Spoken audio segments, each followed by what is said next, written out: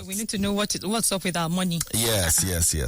I mean, you gotta, in this country, follow the money all the time. Don't sleep at all, because the way the economy is going, you never just know, do you? Nah, because you get to the supermarket.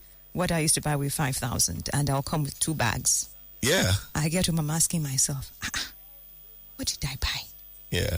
You mean this is just this for 5,000? So where are we heading? You can't go to the supermarket these days with back in the days, if you go with 100,000 naira and you have like, and then maybe 3 months shopping of groceries. But now that's like 2 weeks. But even at that, you still go to supermarkets, and then you see queues, and you see a lot of cars parked, and you wonder if maybe there's a party going on there. Anyway, that's Nigeria for you. All right, Lagos.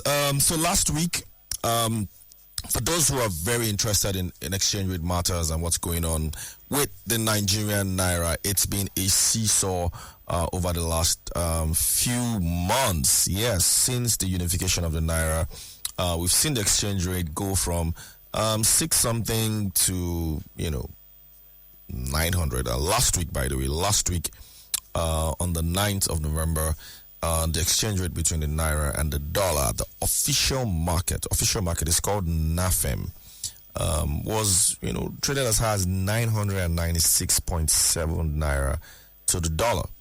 996, that's the highest ever recorded.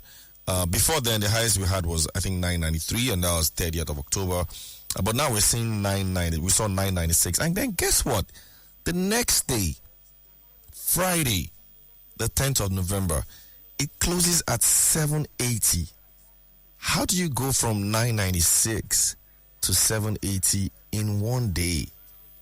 I'm just curious. It's just some things that you really can't explain about Nigeria's forex market. And then you tend to wonder, how do you so who are the guys who bought at 996?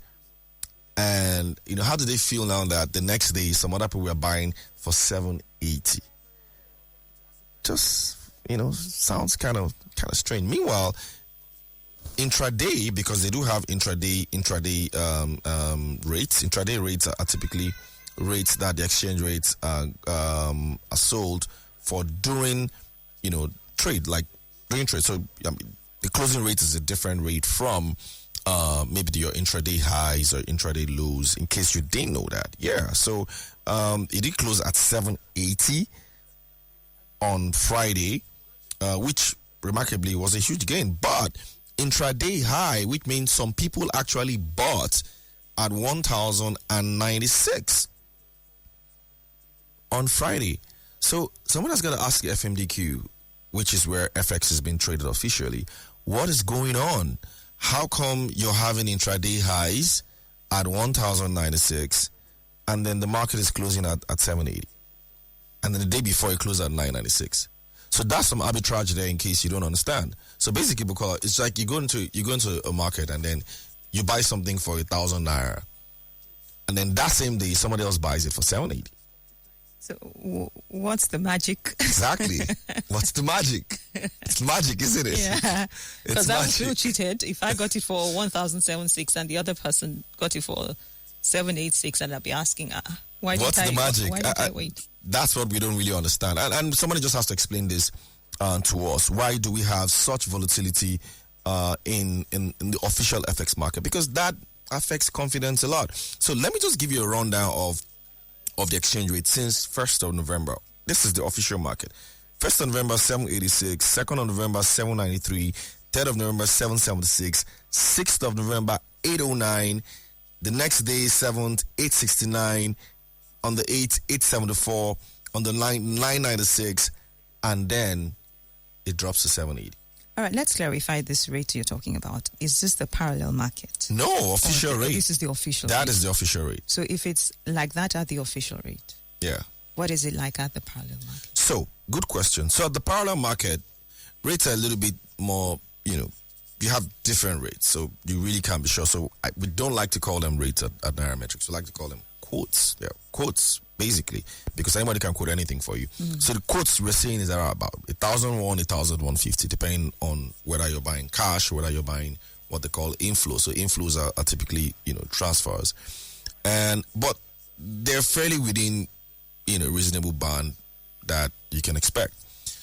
And so the thing with FX is that you want to be sure that the disparity between the official market and the black market rates are not wide. We've always had very huge disparity, or premiums, as they call it. Premiums globally should be between 5 and 10% is acceptable, right? But in Nigeria, you had premiums of high as 35%, between 20 and 35%. The Emefiele period was like 35%. When the official rate was like 440 for a long time, or 460, and then black market rate was like 7 something. But now it's still high at about 25%. So what we thought was going on last week was that premium was now being, reduced. The disparity was being reduced so that the official rate, the gap was essentially closing. And so it was at 990.96. And then, the black market was 1,001, and looks like the gap is closing, which is good because you want that gap to close. Because if the gap does not close, what happens is that somebody else goes to buy from the official market at 780 that it closed on Friday, and then you sell at the parallel market at 1,150. Is that what you call round tripping? That's round tripping, essentially. So you don't want that. So that's why you've got to always watch that disparity, because you don't want, that gap to be wide. It has to, close. So, but with what is going on in the official market, it's difficult to really understand.